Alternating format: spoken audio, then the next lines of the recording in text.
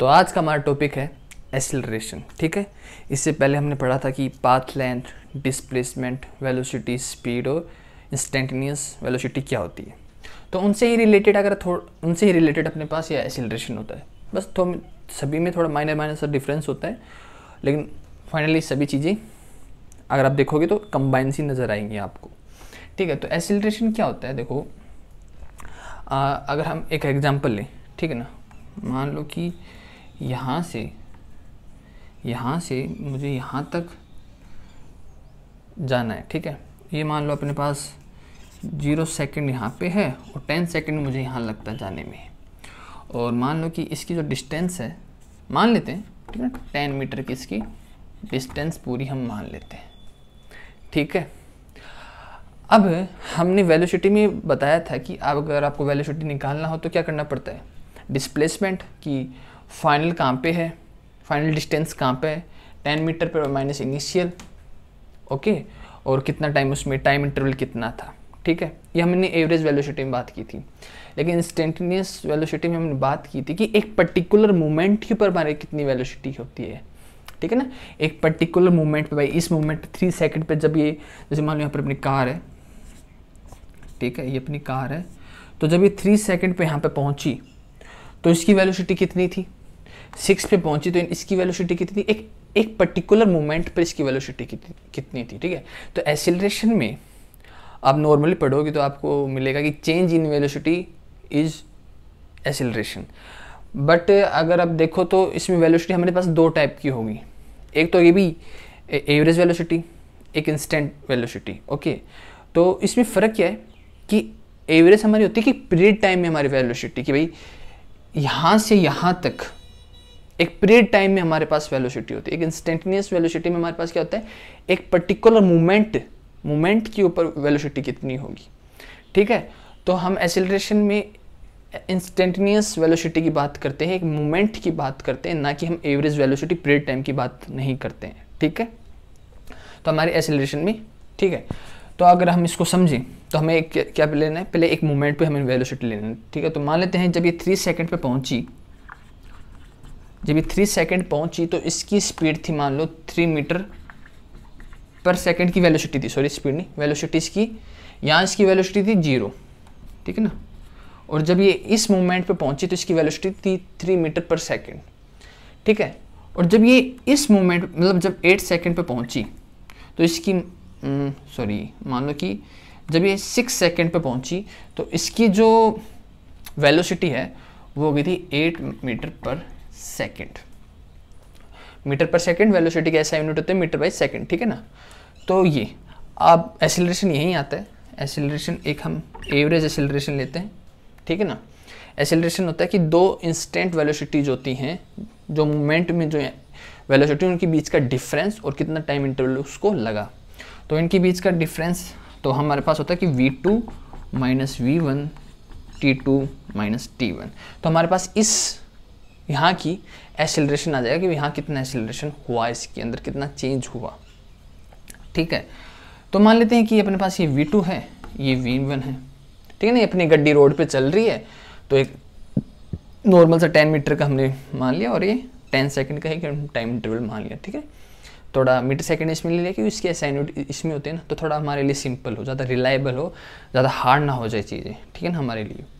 तो ये अगर हम अब v2 माइनस v1, तो इस मोमेंट पर हम इस मोमेंट की निकाल रहे हैं, इस यहाँ की निकाल रहे हैं हम एक्सीलरेशन कितना हो। तो इस मोमेंट पर देखो कितना है, 8 मीटर पे हमारे पास यहाँ पर इसका वेलोसिटी थी यहाँ पे, माइनस v1 कितना है, यहाँ पर हमारे पास 3 था, टाइम यहाँ पे इतना कितना लगा हमें 6, यहाँ पे कितना लगा -3, तो अपने पास आएगा 5/3 metre by second square. Acceleration के ऐसा यूनिट होती है v/t। तो देखो वेलोसिटी अपॉन टाइम, तो वेलोसिटी की ऐसे यूनिट कितनी होती है, मीटर बाई सेकेंड, और टाइम की कितनी होती है, सेकेंड। तो अपने पास कितनी हो जाती है, मीटर बाई सेकेंड स्क्वायर इसकी अपनी ऐसा यूनिट ये होती है। तो ठीक है, इसलिए ऐसा यूनिट सेकेंड स्क्वायर अपने पास यहाँ पर है। तो ये हमारे पास आ गया, इसका एक्सीलरेशन आ गया। ठीक है ना, देखो अब अगर आप शुरू से देखो तो हमने पाथ लेंथ की बात की, फिर डिस्प्लेसमेंट की बात की। तो पाथ लेंथ हमारा स्पीड से कनेक्ट हो गया, और डिस्प्लेसमेंट हमारा वेलोसिटी से कनेक्ट हो गया कि उसको टाइम से डिवाइड, तो ये हो गया। अब फिर हमने एक इंस्टेंट मूवमेंट की बात की, वेलोसिटी, एवरेज वेलोसिटी को हमने एक इंस्टेंटेनियस वेलोसिटी की बात कर दी, ठीक है। अब इंस्टेंटेनियस वेलोसिटी को हमने उनके बीच में, अगर हमें एक इंस्टेंटेनियस एक मूवमेंट पे ये और एक मूवमेंट पे, अगर इन दोनों के बीच में हमें देखना हो कितना डिफरेंस है, तो उसको नाम दे दिया हमने एक्सेलरेशन का, ठीक है। तो साइंस में यही होता है, हर चीज़ को तोड़ा जाता है, तोड़ के हम उसको अलग अलग नाम देते जाते हैं। अगर नॉर्मल लाइफ में हम देखें तो सब चीज़ हमें नॉर्मल लगेंगी, मतलब हाँ ठीक है ये चीज़ है, लेकिन साइंस में हम हर चीज़ को तोड़ते हैं, एंड तक तोड़ते जाते हैं और उनको अलग अलग नाम देते जाते हैं, ठीक है। इसलिए तो ये हमारा हो गया एक्सेलरेशन का, भाई ये फंडा होता है कि दो इंस्टेंटेनियस वेलोसिटी के बीच का डिफरेंस निकालो कि कितना एक्सेलरेशन इसके अंदर हुआ है, ठीक है। इनकी एक डायरेक्शन होती है, वेलोसिटी और एक्सेलरेशन की हमेशा एक डायरेक्शन होती है, ठीक है ना। इनकी एक डायरेक्शन होती है, वेक्टर क्वांटिटी होती है। वेक्टर क्वांटिटी मीन्स होता है कि इनकी जिस चीज़ की कोई डायरेक्शन हो तो उसको हम वेक्टर कहेंगे, और किसी की उसकी ना हो तो हम इस स्केलर क्वांटिटी कहेंगे, ठीक है। तो ये हमारा हो गया एक्सेलरेशन का, कि इनकी एक डायरेक्शन होती है, इनके बीच में एक डिफरेंस, दो वेलोसिटी के बीच में डिफरेंस और टाइम इंटरवल हो, ये हमारे पास है। लेकिन देखो एक्सेलरेशन दो टाइप की, इसमें ना दो टाइप और हम देख सकते हैं कि कौन से दो टाइप और होते हैं। तो इसमें हम बात करते हैं कि देखो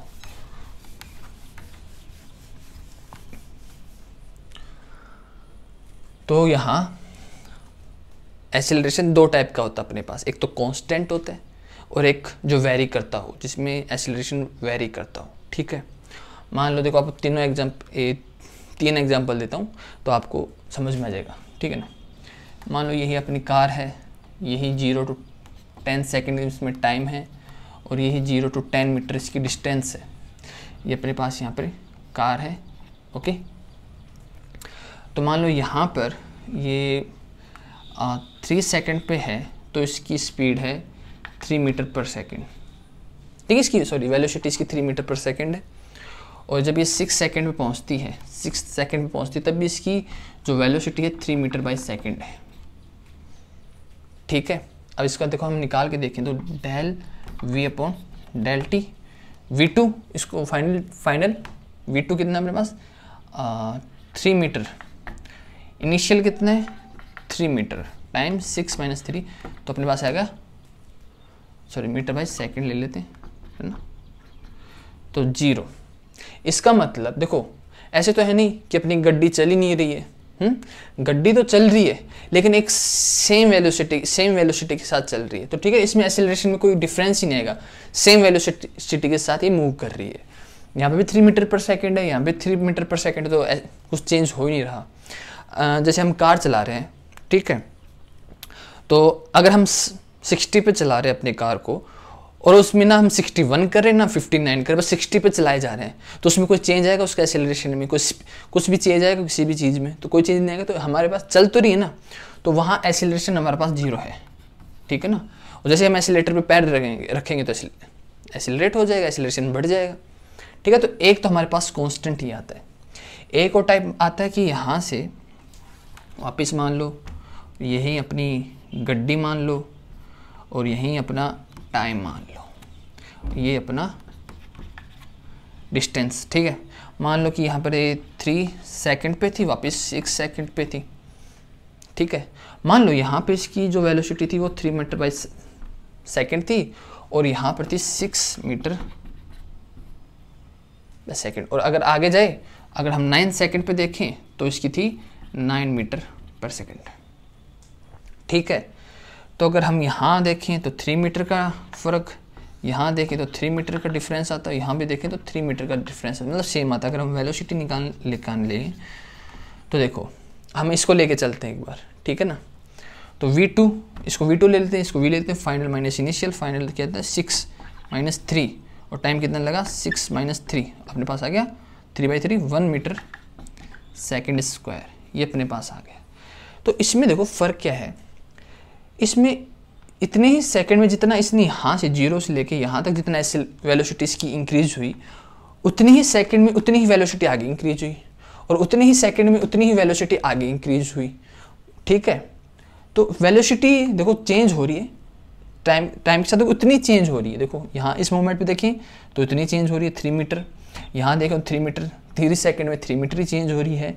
तो ठीक है, तो यहाँ भी एक्सेलरेशन अपने पास कांस्टेंट है, बस इक्वल टू 0 नहीं है अपने पास। ठीक है ना, equal to not equal to 0, यहाँ भी सेम ही है पर 0 नहीं है। ठीक है ना, तो ये दो कांस्टेंट टाइप के हमारे पास हो गई कि भाई वेलोसिटी में कोई चेंज ही नहीं है, और एक है कि वेलोसिटी में अगर कोई चेंज हो रहा है तो टाइम के साथ उतना ही चेंज हो रहा है।